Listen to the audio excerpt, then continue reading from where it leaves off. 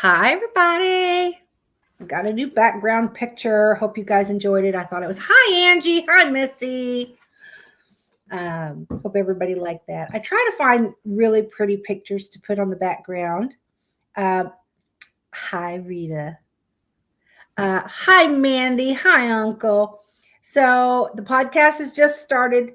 You guys know how. Just click the YouTube link and it will bring you into my YouTube and show that I'm live here.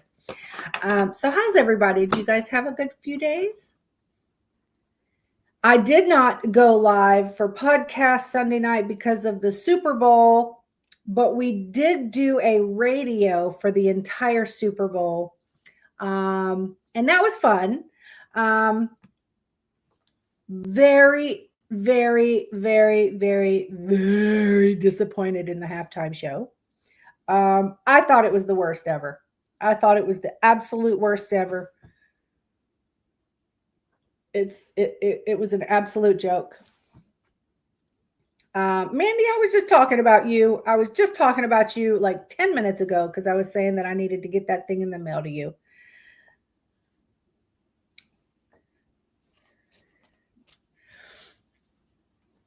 So, but Terry and Rita's over here. I don't know if they're going to make it into the podcast. They are out to dinner. Tomorrow is Rita's birthday. So happy birthday, Rita. But this week, we will be celebrating her birthday this weekend because my girls will be here Friday. So we'll probably build a fire and hang out for a little bit and have a cocktail, and we'll probably just go to bed early. We usually do. We're not really night out unless we go ghost hunting, and then we'll stay out past our bedtime.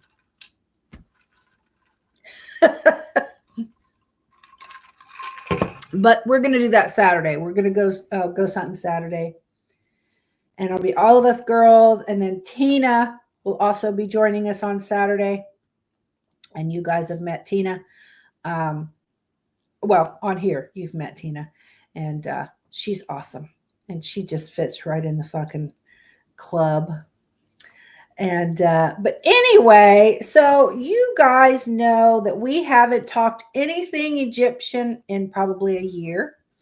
And tonight, I was wondering how they were doing, and I'm still waiting to hear that they find Cleopatra, her tomb. Still hasn't happened. They've never found Caesar or Mark Antony or her kids or nothing. So I'm still waiting for. They're going to come across it eventually. But there have been some new findings. And I went and found the new findings from 2024. And you guys know I am very fascinated with the Egyptian tombs and all of the digging. And the archaeology, I wish I could do that. But now, Tina, you didn't hear back then, but most everybody has followed me a long time. We remembered going through that with the Egypt tombs and stuff, I believe. But it is posted if you ever wanted to go back and watch it. Now, there has been some new things found in 2024. I didn't do 2025 because, we're just still new in this year. So there have been some new tombs found, some burial shafts, and stuff like that. So let's talk about it. So they found a new tomb that was covered with jewelry and copper-made mirrors, and they found that in Luxor, Egypt. And that was dating back to the Middle Kingdom of 1630 BC. They found some rock-cut tombs. A tomb of a high-ranking official was also found in Luxor, including an 18th dynasty tomb of the overseer of a palace. Burial shafts. They found new shafts with wooden coffins, also in Luxor, including some with a feather emblem of the 17th dynasty. A 2,100-year-old temple was discovered hidden in a cliff face. An astronomical observatory, which is believed to be the first observatory to ever exist. New types of golden amulets were found in southern Egypt and the Nile Delta. New types of coins and money they had not discovered before were found in southern Egypt and Nile Delta. Also, there was new types of pottery found and thought to be from an even earlier era than they have found before. A 4,300-year-old wall painting showing everyday life was also discovered. And they also found evidence of hallucinogenic ritual believed to have been done by Egyptians when treating cancer. So I found a little bit extra detail about some of those. Hi, Stephen. How are you doing?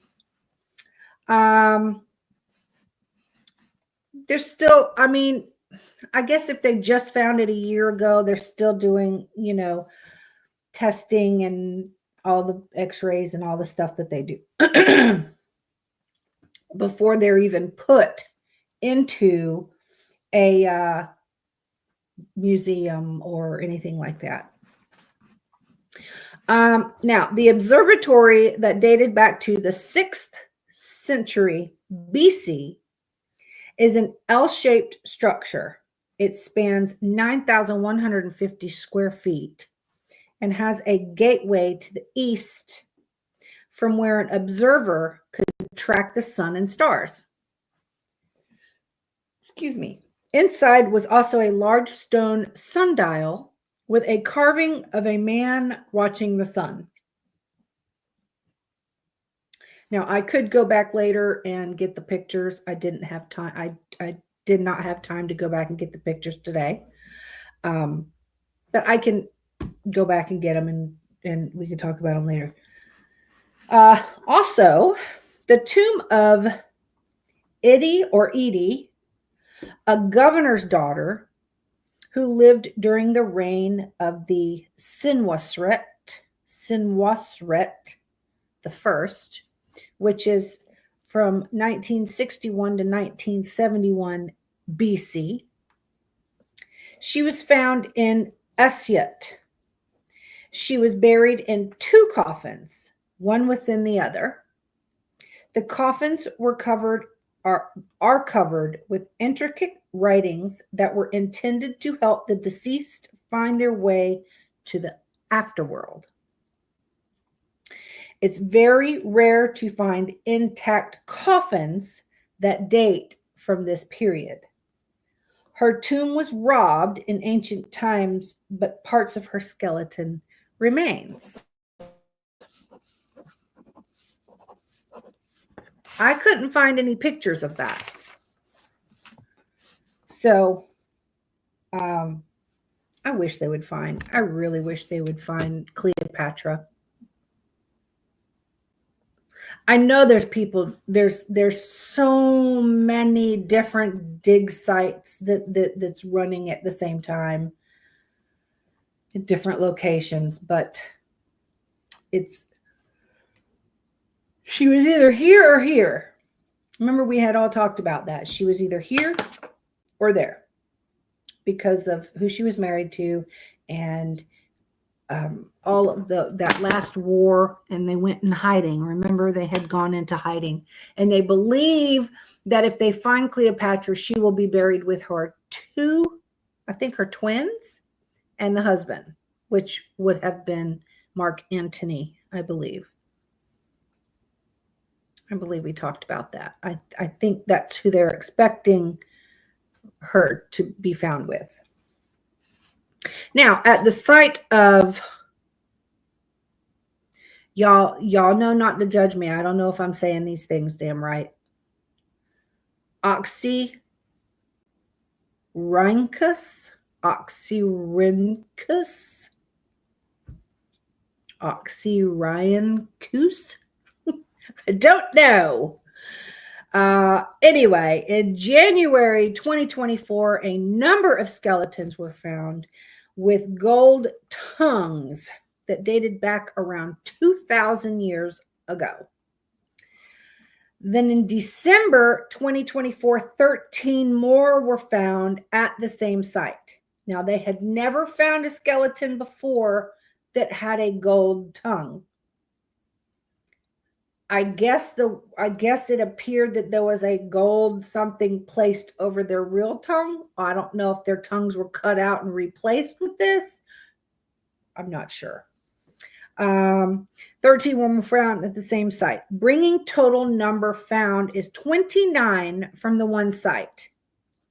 It said the ancient Egyptians believed that the gold tongues could help the deceased speak in the afterlife.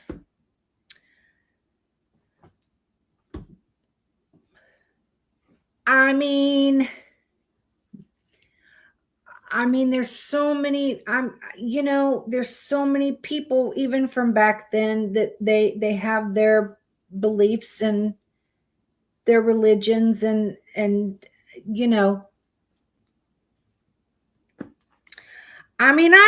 really know.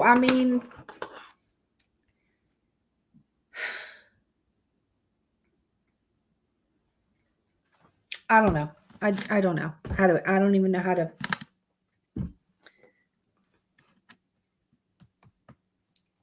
How would a gold tongue? I don't understand how a gold tongue would help them speak in the after. I don't know, because I believe. See, to my belief, I wouldn't do that.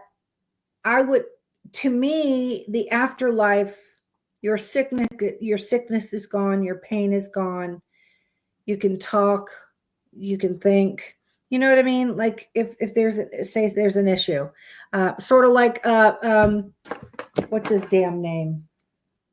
Bruce Willis, for instance. I'm just saying, like he like the people with dementia, and then they go cross over, and like the afterlife to me is you remember everything and you have your memories again, and you can talk and you can walk and you don't have any more pain. And to me, your soul goes back across to not their home. This is their physical body. So this is where they would feel their pain or not be able to talk or use their head or, think or talk. Does that make any sense? Because it makes sense in my head.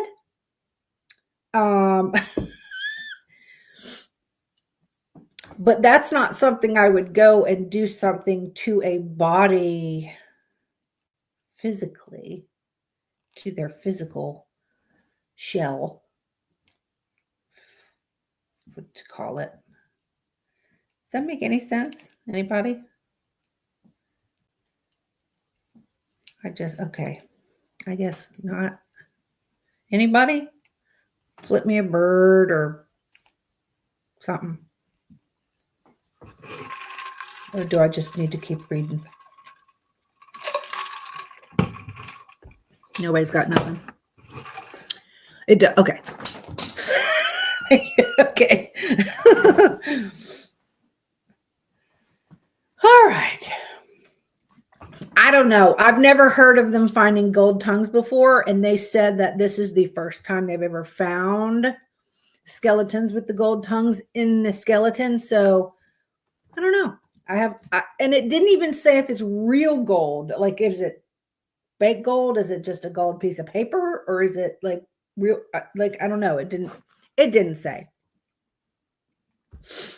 All right. A bronze sword inscribed with the name of the Pharaoh Ramses II, which we talked about in our past. He ruled 1279 to 1213 BC.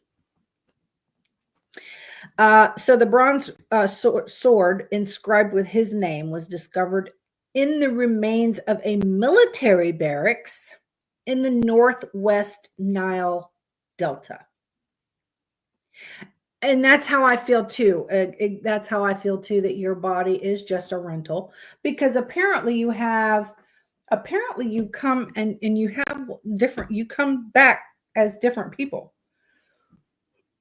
And that's what they call a soulmate. Like in the next life, your souls will, excuse me, find each other. That's how you find your soulmate. Because you are together in every life. So I don't know. I don't know if souls are just bounce back and forth to, I don't know. I have no idea. I guess we'll find out when we die. But a lot of people, and I think we've talked about this too. There's been like 6-year-olds remember their whole past life addresses. They've given stories of how they died and their parents and their house, what they look like. And they go in and investigate it. And it's absolutely true. And he told them how to fly the fucking plane and the jets. And he was in the service and he jumped up in there and showed them how to freaking start the freaking jet. I mean, it's crazy how these people remember their afterlife.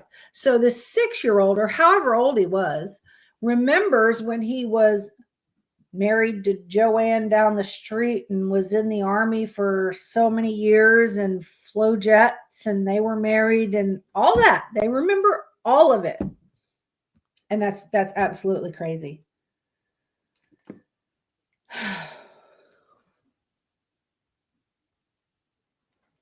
Yeah. Yeah, you could come back as anything. Yep.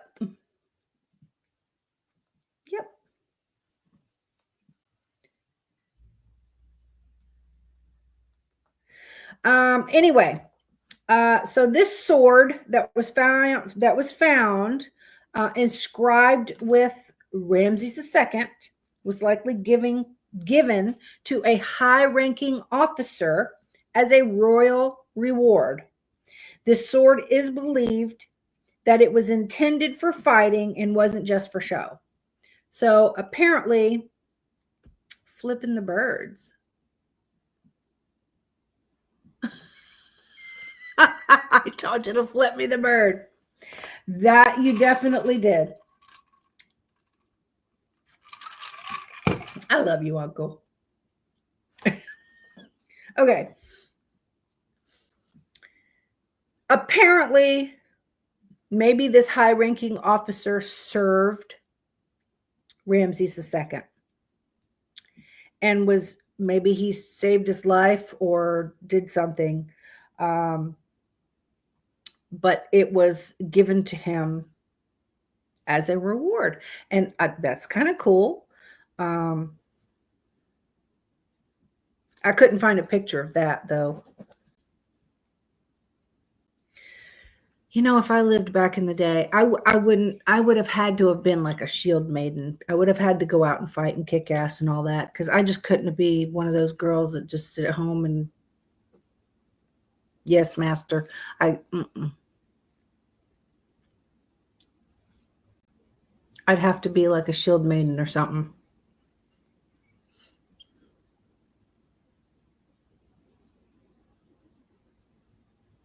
Because that's just how I am. It's ever since I was little. I don't know. Anyway. So, okay. The 4,300-year-old painting was found at Dashur. The everyday scenes showed donkeys threshing grain by trampling on it, ships sailing the Nile River, and goods being sold at the market. The tomb the painting was found in belongs to an official named Sonebnev-Af and his wife Adet, who was a priestess of the goddess Hathor. I should have looked up goddess Hathor and found out, more about her, which I still can do.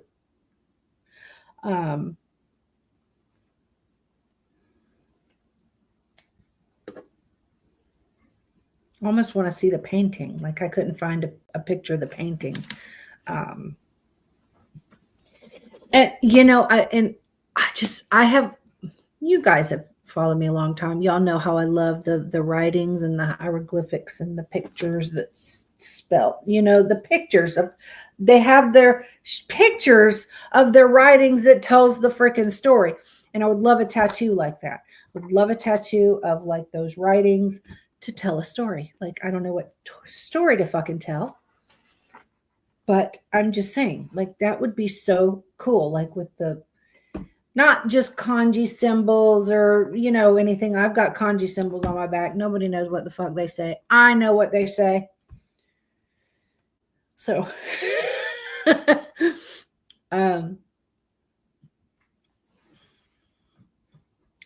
I think they're cool. I think they're cool as shit. Like when you look at pictures of their tombs and you see all these beautiful writings on the wall and stuff, I think that's just awesome.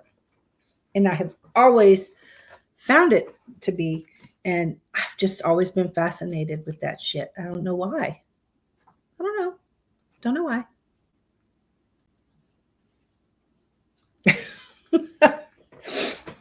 Okay. I'm going too fast. Like I'm trying to talk about each one, but I'm going too fast. I don't have any more. I mean, I have a couple more, but okay. In Aswan, Egypt, more than 30 tombs were discovered nestled in a hillside. They were from the 2nd, 3rd, and 6th century AD. Many consisted of entire families being buried together in one tomb. About 30 to 40% of the mummies were children and newborns. It's been found that anemia and infectious disease were the most common cause of death at that time. So that's probably why there were so many children and newborns buried because, the whole family was, basically the whole family died together. It's very sad, scary. Gosh, I couldn't imagine being the archaeologist. Excuse me. Gosh, here we go. I couldn't imagine being the one who finds them. Like, oh my gosh, I just found this one, and there's a whole family in here. And I've watched shows, like biographies on what they do when they find, like, okay, so they're digging and they find something and they call the main guy. And the main guy comes over and says, right here, let's start digging. Now we go deeper. And so then they start, and then they find this opening, and then they dig, and get the opening to be, and it ends up being a whole doorway. And then you go in and and it's like a whole hollow room. Like, oh, I don't even know how to explain it. It's like a hollow room, and then they light it up, and then there's writings all over the wall. And you know what I mean? Like, it's just has gotten covered over the years with all of this. Hello, Brian. And it's just been buried deeper and deeper and deeper from the dirt and all that. So they go in and they just take these fine brushes and they just brush away at every grain of dirt until there's this big, huge, and then they'll find certain doors that they got to figure out how to open these doors. And then they open the door and there's, oh my God, there's a tomb. And then this tomb, and then they bring the tomb out and it's this whole big thing, and they bring it above ground and they open the tomb and they find the mummy. And then they show you every step on how they get the mummy out and how they unwrap everything. Like, they have found tombs where mummies with writings like long, what do you call those, where you unroll them with writings on them. Y'all know what I'm talking about. It's anyway, they unroll both ways, and there's the writings all over them. Anyway, they have to take them. There's all these people that know how to read it, and they find out who they are and what the letter says and who the letter was to and from and all this, so they can find out all the names that was put all around. Yeah, the scrolls.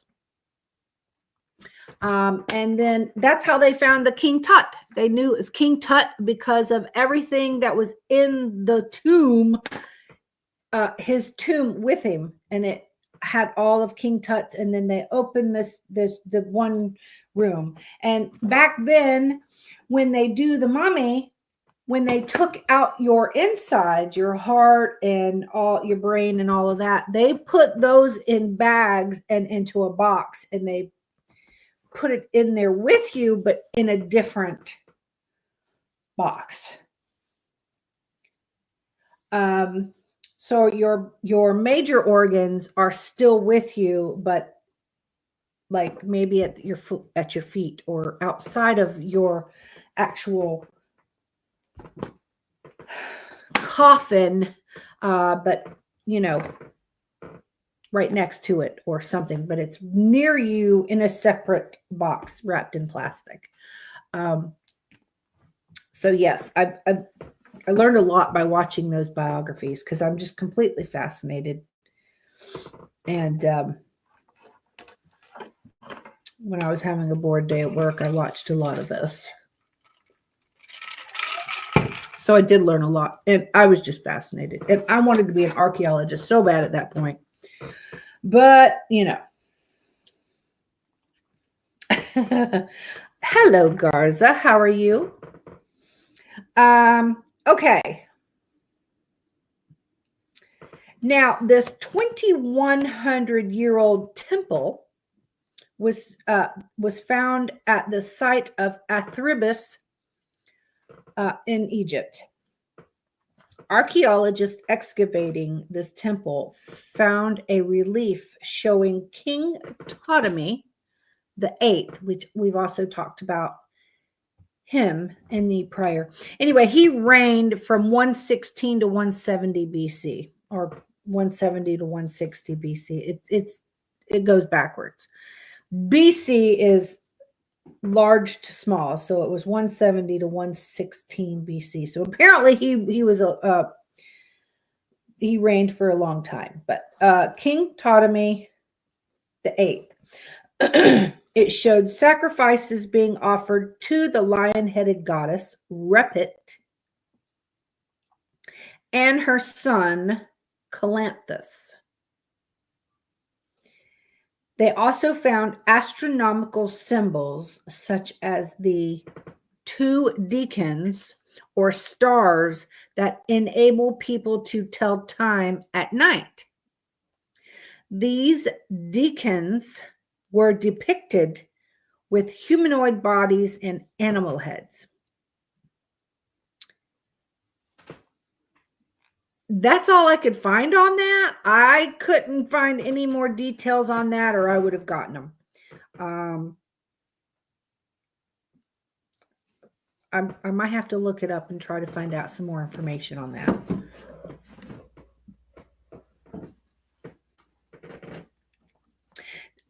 Well, I don't know when was it, but they say the North Star, you could see the North Star, and that's how you knew what time it was. No, it's the moon that you know what time it is, right? It's the moon that you know what time it is during the day, or no, at night. And it's the sun, you know what time it is during the day. I don't know about the two deacons or stars that enable the people tell time at night. I am not aware of stars that move, right? Well, I guess I'm never out. I guess, I don't know. I mean, I guess the stars would kind of move like the moon does, right? Because, right? The moon, if we're turning, then Orion's belt's slowly going to go over there as we turn, right? Okay, so if that's making sense in my head.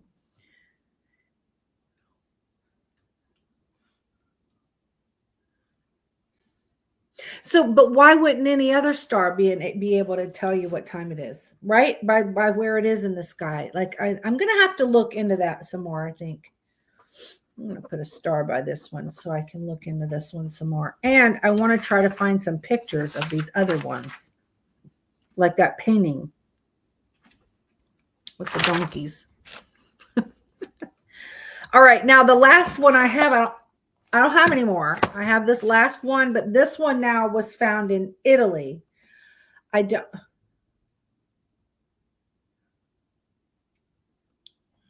What? No. I know shooting stars. There's shooting stars, which are asteroids. I get that. But they're saying that these deacons are the stars that enable people to tell time at night. So to me, right, there's two stars that can tell you what time it is, but why wouldn't any star be able to tell you? Like if you know that O'Brien's belt is over here at 7 p.m., but it's over here at 4 a.m., but it's right somewhere in the middle, you're going to know it's like noon or 1 o'clock by its location in the sky. Am I right? Right? Because that's us turning.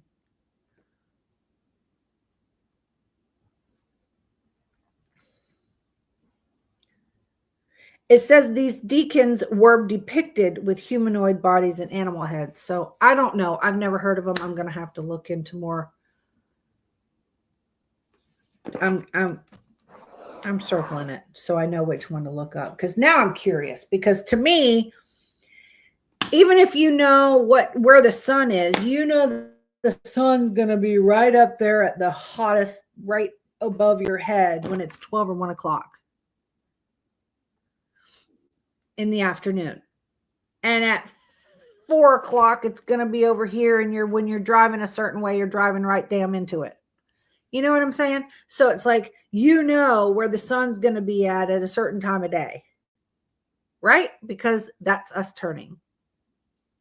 If it makes sense to me. The moon or the stars should be the same, but I'm going to look up the deacons and how they're depicted as humanoid bodies and animal heads. I'm going to, hi Ayla. I'm going to try to figure that out. I'm going to do some research on that.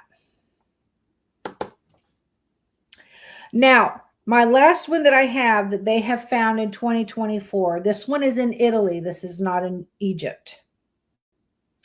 Now, an ornate tomb belonging to a high-ranking soldier who served on the front lines in Spain under Roman Emperor Augustus, who reigned from 14 to 27 BC.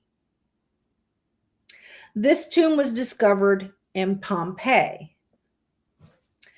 After the soldier retired from the military, he withdrew to the Bay of Naples and received the promise of a commemorative monument, which is a great honor. This award was far from common. This distinction represents a formal recognition by Pompeii of the man's prominence. This tomb was found 30 feet below ground level. It's a semicircular complex known as a scola tomb, which S-C-H-O-L-A, scola or shola tomb. Only 8 have ever been found. These tombs resemble stone benches with carved lion's feet at either end and were reserved to hold the urns of only the most prominent Pompeians. Oh, I just threw my pen. Well, I dropped it. Same difference to me. Now, an inscription carved into the bench's backrest indicates that the tomb was dedicated to a man named Numerius Agrestinus Equitus Pulcher. Don't know if I said it correctly. I'll do it again. Numerius Agrestinus Equitus Pulcher is how it's spelled, by order of city council. He also held the highest office in the city of Otrigones. He was the first to hold that position. The Ostrogones were a Celtiberian tribe from the Spanish reign of Cantabria,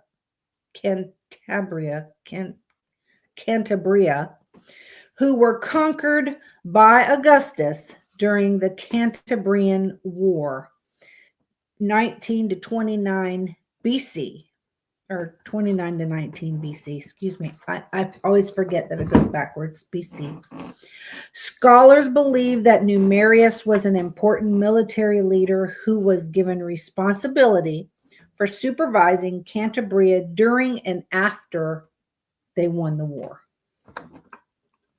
These writings confirmed that Numerius Agrestinus held an important political office in Spain, and this discovery sheds light on an underexplored aspect of Roman provincial administration. That's all I've got. Couldn't find any pictures, but one of only 8 ever found, so I guess this guy was a very high up, probably one that saved lives and you know, maybe the head of you know, that when they won the war or whatever. So I found that interesting. I know it wasn't from Egypt, but I found it interesting anyway. Excuse me. So I am definitely going to try to find out more about this deacon thing. The 2 deacons. Excuse me. Oh. Excuse me. Oh, pardon me. I don't know why that just came out of nowhere. Okay. Yeah, so stars that enable to tell people the time at night. I'm going to look into that for sure. Oh, thank you. That like came out of nowhere. Like I wasn't even expecting a sneeze at all. But that's all I've got. Like I was trying to drag it out a little longer.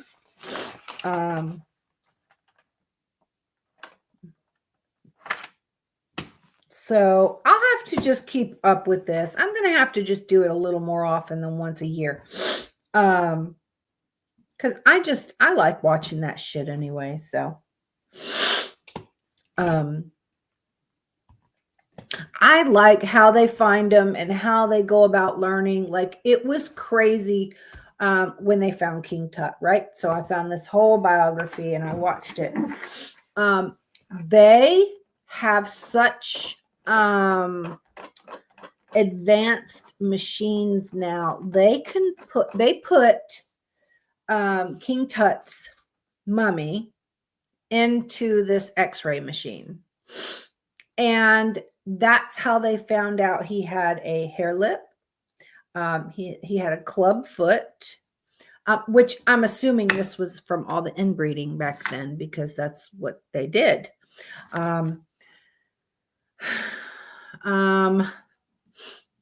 He had a hair lip. He walked with a cane. I believe they said there was even a cane in his tomb with him. But it has been stated in there that he was a very small man, but he did walk with a limp. But clubfoot and a hair lip is what they said about King Tut. And gosh, I know there was some other things too, but I can't remember. But I just find it absolutely fascinating how they find them, how they unbury them, how they open them, how they unwrap them, how they do all of it. And and just the way that this expert could walk up and look at how the skin is after 3,000 years. And they're like, oh, this is so and so, and they're from the 6th dynasty. And it's like, oh my God, that's amazing. Like, it's crazy. It's crazy. There was also this one machine that they could put them in, and by examining the throat and vocal cords, like they could hear their voice. I'm not quite sure how that worked, but yeah, apparently they could show what like they would sound like too.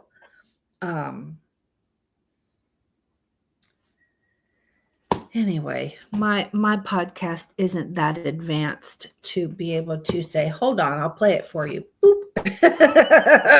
we aren't that kind of podcast yet, if ever.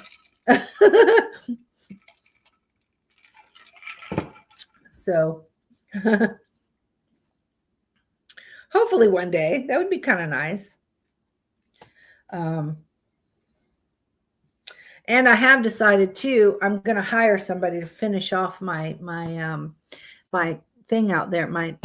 I have a shed that I was turning into a she shed, but I was doing it all myself, right? Well, I've come to a dead stop because I can't do the ceiling without help, and my back just doesn't allow me to do it. So I'm just going to hire somebody to finish the inside walls. I've already insulated the whole thing myself, so I just need the inside walls done. I can do the floor myself. It's a small room. And then I'm going to move my podcast out to that. And then I'm going to have so much room. I can make it my crafting room as well. I can put like a little window unit in there and have it cool off in there and stuff like that. So I am going to still work on that. Because I need a bigger space for the podcast and everything. And my dining room is currently my crafting room. And I think if I can move everything over out there, then yeah, I'll have a lot more room. I could sit out there by myself and just craft and have a good old time out there.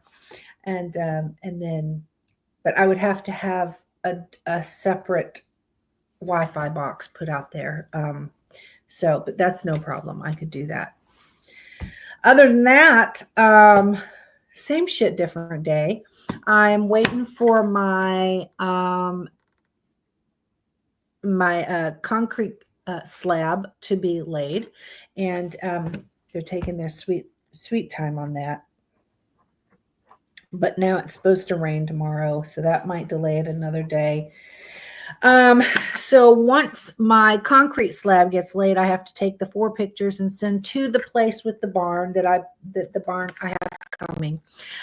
So in case you guys haven't heard, I am getting a 30 by 40 foot metal. It's actually solid steel barn, coming. And my babies are going to move into a mansion. I am personally going to build their stalls on the inside of my barn and my tack room. And each stall will have their own door. And then in the morning, their doors get opened, and each stall has their own run, so they can come in and out as much as they want throughout the day. If they want to stay inside all day, then they can. If they want to go outside and lay in the sun all day, then they can. There will be fans in the barn. There's going to be power in the barn. There's going to be air conditioning in the barn. There's going to be heat in the barn. But at night, they will be shut up, safe from any animals, and they will be shut up during storms. The barn I am getting is going to be 100% R grade insulated from the roof and the walls. So that's good. there's going to be a window unit in the barn for their air conditioning and heat and fans. And I'm also going to have a tack room in there with all of their feed and their hay and everything in there. And the barn, the stalls will be on either side, and you will be able to drive right through the middle of the barn, and that'll be easier for veterinarians or anybody. Feeding time and everything will be much easier.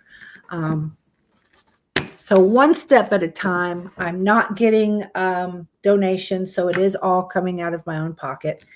If you guys know anyone that loves to donate to animal sanctuaries, please think of Pigtails Rescue. And we are on Venmo, Pigtails Rescue on Venmo. And any little bit helps. But I haven't gotten a donation in over a year. And so it's always nice to have a little help. So if you guys could spread the word for me, that'd be great. I might be doing a fundraiser soon. I'm not sure yet. There's so many fundraisers going on for these bigger rescues. Like even my friend Ark Rescues is doing a fundraiser right now for a new pig that she's taking in. And it's just us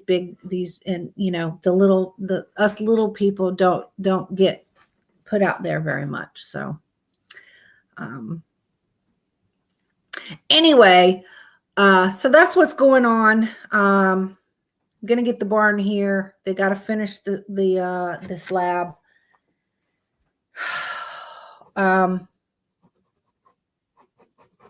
And then I'm going to find somebody to try to finish the walls inside my shed for me. I'm going to get some electric run out there and the Wi-Fi. And I'm going to do the floors myself. So I'll keep you guys updated too when I can get moved out into my own little podcast room. So one step at a time. And this coming week, I said it before, I'm going to say it again. I've got a package that I'm going to send to Spirit Wolf in Australia of some really yummy American treats. So if you guys can think of something really yummy American, I will get it and put it in the box. No liquids. But yeah, like I'm definitely getting her the Fruity Pebbles. That's number one on the list. It's the Fruity Pebbles. But I don't know what else. Like you guys need to throw me some ideas, like some good yummy treats that are American treats that we can send to Australia for her to try. And she even agreed that once we both get our boxes, that she's going to come on the podcast as a guest, and we're going to try each other's treats. So I will be trying the Australian treats, and she will be trying the US treats. So we can see how each other like their treats. So please send me any ideas for some good yummy treats. I definitely, hold on, I just thought of something. I really would like to send her, what was it? I see it. Hold on. It's a Charleston chew.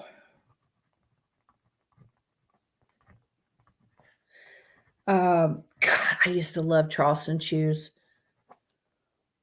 So if you guys can possibly think of any yummy American treats, please let me know so I can get them and put them in the box. Just no liquids. Because I was going to send her a little thing of Fireball, but I don't want to send liquids. So, Mexican cola. Where do you get that? At the Mexican store, right? Jolly Rancher what? Jolly Rancher candy? Jolly Rancher gummies? I mean, there's so many Jolly Rancher things, like the actual Jolly Rancher candies. I can't, isn't Mexican cola a liquid? Because we're not going to send liquids. Okay. Jolly Rancher. Definitely the green apple and watermelon. Jolly Rancher candies. All right. Oh, great. I have seen the saltwater taffy.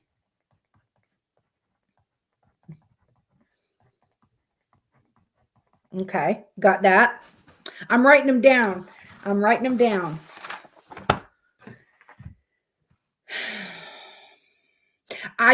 don't know if they have. I want to send her the mint Kit Kat. I don't know if they have them over there. Didn't she say that they had Kit Kats over there? Stuff like that.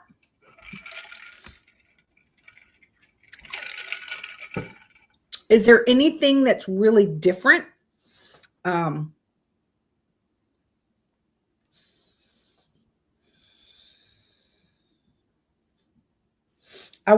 have my favorite, and I have some here. I'm going to go get the bag and I'm going to show it to you.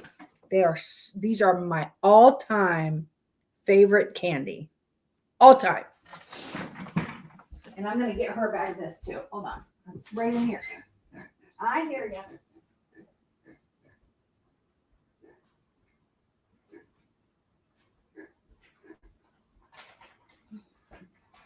Okay. And if you guys haven't tried these, you should. A Zero bar. I've never had a Zero bar, so okay. These are the, I don't know how to say it. Asia. Okay. I don't know how to say that word. I thought it was Asia berry. Asia and blueberry flavor. Okay. They're by Brookside, dark chocolate over these. And these are my favorite candy of all time. My very favorite. And I think they have Reese's cups over there. It's just Australia. Now, and they look like just little, they kind of look like little M&Ms, but they're not hard like an M&M. They're soft. But I like to suck the chocolate off and then eat the fruit out of the middle. But I'm going to send her a bag of these. I think she'll like those. I don't know if she has them over there, but we'll see.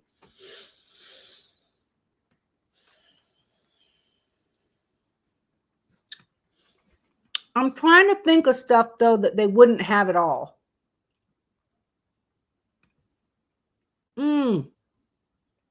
Have you tried these, Ayla? Oh, my God. I'm telling you, y'all go out and try these. You're welcome. So good. I've only seen 2 flavors, and it's this one or the pomegranate one. And this one is the best one. I've never had a Zero bar, so I don't know. I'll taste one, though. I've got it written down.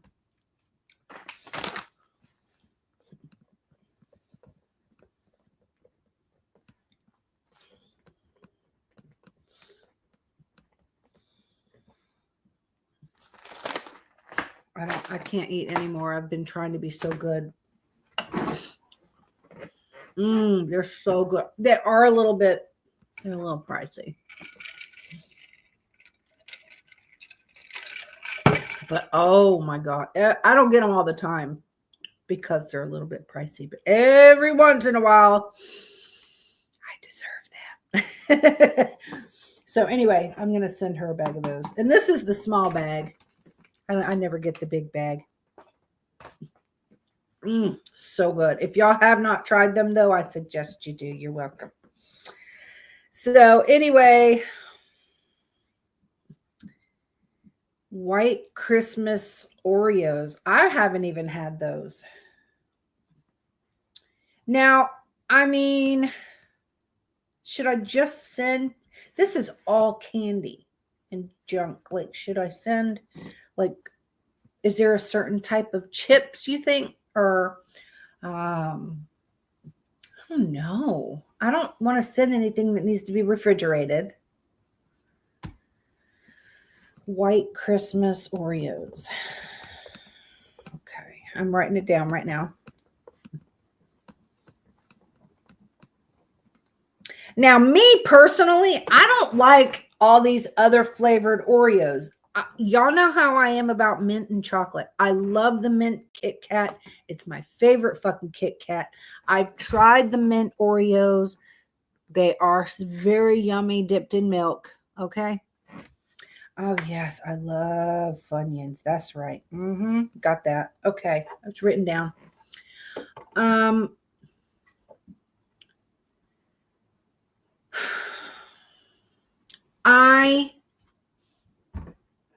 I like the original Oreo. I don't like the double stuff or the little thins or all that. I like the original regular stuff dipped in milk.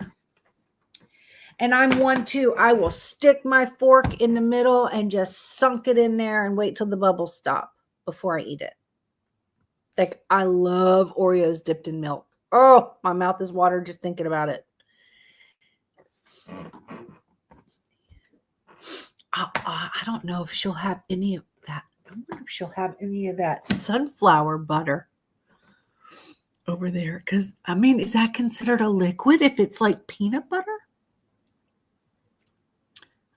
Is that considered?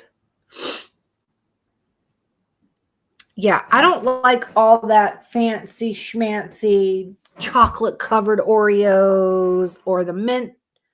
I do like the mint Oreos. I dipped in milk. I do like those. No. I can't have it be overly heavy either because I'm sure it's going to be costly going to Australia. But I'm going to send her a good size, fair size box with several. And I think all these that I can fit in there. Because I'm going to try to find the small things. Because if she don't like them, then I don't want to send her a big bag and then she's stuck with a big bag she don't like. You know, so yeah, I'm just going to try to find the small little bags of things. Satellite, the ones that look like UFO and melt in your mouth like a holy wafer. Oh, I haven't even had those.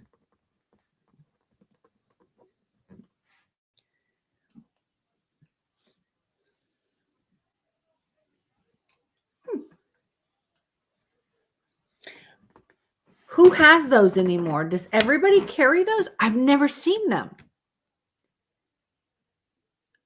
I've never even heard of that before.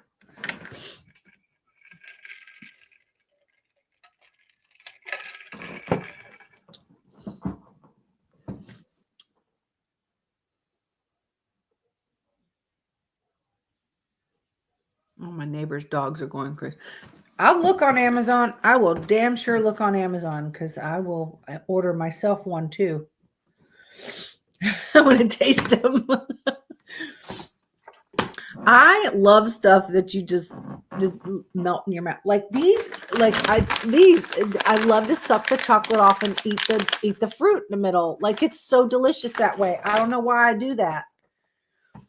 That's just my favorite way. Box of caramel Cracker Jack popcorn with the toy surprise. Yes, they're Cracker Jacks. Yes. Yes, I do remember. And they used to be those little fake tattoos. I would always want those fake tattoos, and I would put the little fake tattoo on my arm. I do remember that. I will send her a back box of those. She's probably wondering. She's probably watching in secret going, now I know all what she's sending me.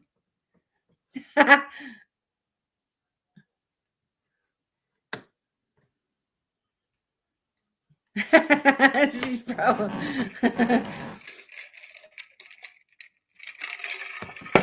Dollar Tree. I will look. You know, I've never looked at their candy in there, so I will. All right. Well, I have got quite the list going. So, and what I'll do is I'm going to take a little video of everything I put in the box and I'll send to you guys so you guys can see everything. And then I'm going to put her a little card in there and tell her that everybody had, you know, had an idea and I sent it from everybody. So that's what I'll do.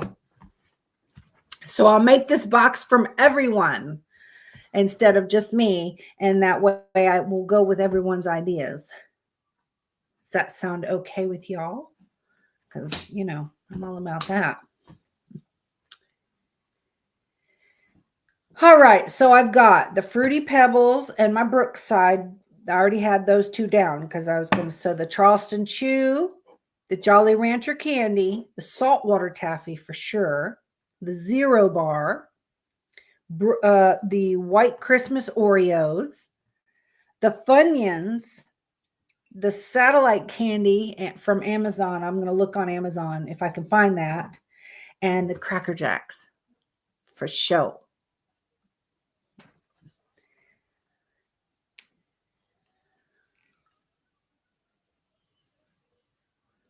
So I will get started on this coming week. Because remember the other night for the when we were doing the radio during the that stupid bowl, she asked me if I had been to the grocery store for that. And I'm like, no, not yet. So I don't think maybe she had either, or maybe she had, and maybe she's got her box ready and she's waiting on me. I don't know. But I think this week I'm going to make sure I get it done and get that sent. Mandy, I will get yours sent out also. A card with the card in it. And I have, yeah. I got this cute little label maker, right? Okay. Cool Ranch Doritos are gross. I'm sorry. I only like the red. I only like the red nacho. I don't like the Cool Ranch. Anyway, I got this little label maker, right? So I printed out this little, but it's black and white. It doesn't have all my colors in it, and it just prints black and white. But it's pretty clear though. Like it's very clear. But it doesn't have all the colors. But anyway, look how big this thing is. It's only this big. Look at this little thing. Isn't it cute? And you just charge it. Where is it? Yep, you charge it. And then the roll of paper's in there. And you turn your Bluetooth on and hook it up, and you can print whatever pictures on your phone. And it's a sticker. And it's just a sticker. So Mandy, if you're watching, I was going to send this to you too, even though it's black and white. Unfortunately, my little label maker did not make it color. So I was going to put that in with the card and just stick it somewhere. Other than that, I hope you guys enjoyed the Egypt stuff. I am going to kind of be looking into those things I was telling you about, and maybe we'll talk about that later. Yeah. Wait a minute. Didn't she tell me? Didn't she say that one? Hold on. I believe she said she's never had graham crackers. Didn't she say in one of the podcasts that she didn't have graham crackers before? She's like, what are graham crackers? I'm going to put graham crackers on her list right now. I swear she said she had not had graham crackers before, and I'm going to send her some. And I'm going to send her the cinnamon ones. She did. Okay, I thought so. It just popped into my head. I don't know why. I've got them on the list now, so I'm going to send her a thing of graham crackers. Yeah. So again, if you guys think of any good ideas, text them to me, email them to me. I don't care. Just let me know your ideas on, and I'm going to go this week and get those things on the list. I'm going to take a picture of the box before I get it shipped out so you guys can see everything I put in there and the card that I'm going to put in there for her. So I am going to be live on Clapper for a little while longer. Thank you guys so much for coming to join me tonight and talk Egypt. Tomb talk. And let's see, what's today? I probably won't be on now Sunday night, but I will be on Saturday. I will be live on Saturday. It won't be a podcast, but I will be live on YouTube Saturday, whether it be Saturday afternoon or we're going to be Saturday night while we're ghost hunting. I will be live Saturday, so I won't be on Sunday since we're going to go live Saturday, and we might even do 2 different lives on Saturday, so we will see how that day goes. Other than that, my next podcast will be next Wednesday. I love you guys. Thank you guys so much for joining. I hope you have a great week.